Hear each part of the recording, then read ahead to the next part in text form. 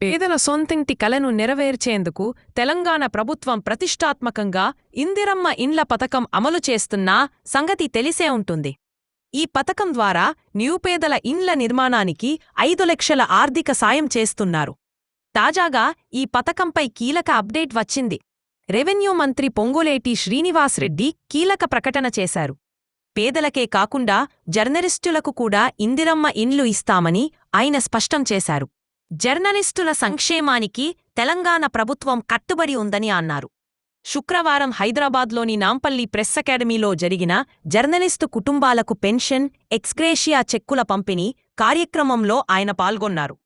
విధి నిర్వహణలో మరణించిన, దీర్ఘకాలిక అనారోగ్యాలతో బాధపడుతున్న జర్నలిస్టుల కుటుంబాలకు మంత్రి పొంగులేటి శ్రీనివాస్రెడ్డి చెక్కుల అందజేశారు. ఈ సందర్భంలో ఆయన మాట్లాడుతున్నారు. అర్హులైన ప్రతి జర్నలిస్టుకు కాంగ్రెస్ ప్రభుత్వం ఇందిరమ్మ ఇండ్లు అందిస్తుందని హామీ ఇచ్చారు. ముఖ్యంగా గ్రామీణ ప్రాంతాల్లోని నిరుపేద జర్నలిస్టులు, మరణించిన జర్నలిస్టులు కుటుంబాలకు ప్రాధాన్యత ఇస్తామని తెలిపారు.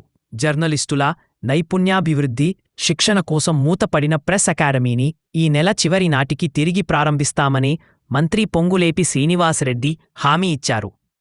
జర్నలిస్టుల సంక్షేమానికి ప్రభుత్వం కృషి చేస్తుందని, వారి సమస్యలను పరిష్కరించడానికి సిద్ధంగా ఉందని అన్నారు.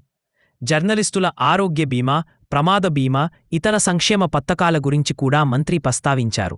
జర్నలిస్టుల కోసం ప్రత్యేకంగా ఆరోగ్య శిబిరాలు, ఆర్థిక సహాయం, ఇతర సహాయక చర్యలు చేపట్టనున్నట్లు ఆయన తెలిపారు. ఇక ఈ పథకం కింద ప్రభుత్వం ఆధునిక షేర్వెల్ టెక్నాలజీని ఉపయోగించి తక్కువ సమయంలో ఇళ్లను నిర్మించే ప్రయత్నాలు చేస్తోంది. ఒక ప్రైవేట్ కంపెనీ కేవలం 15 రోజుల్లో 75 చదరపు గజాల్లో ఇందిరమ్మ ఇంటి నమూనాను నిర్మించింది. రాష్ట్ర వ్యాప్తంగా 4 నియోజకవర్గాల్లో ఇలాంటి మోడల్ హౌస్లను నిర్మించారు. ఒక్కో ఇంటి నిర్మాణానికి 6 కార్మికులు రోజుకు 16 గంటలు పనిచేశారు. ఈ ఇళ్ల జీవితకాలం 30 ఏళ్లు ఉంటుందని కంపెనీ ప్రతినిధులు తెలిపారు. ప్రభుత్వం తొలి దశలో 71,000 మందికి ఇందిరమ్మ ఇంట్లు మంజూరు చేయగా 65,000 మంది అర్హులుగా తేలారు.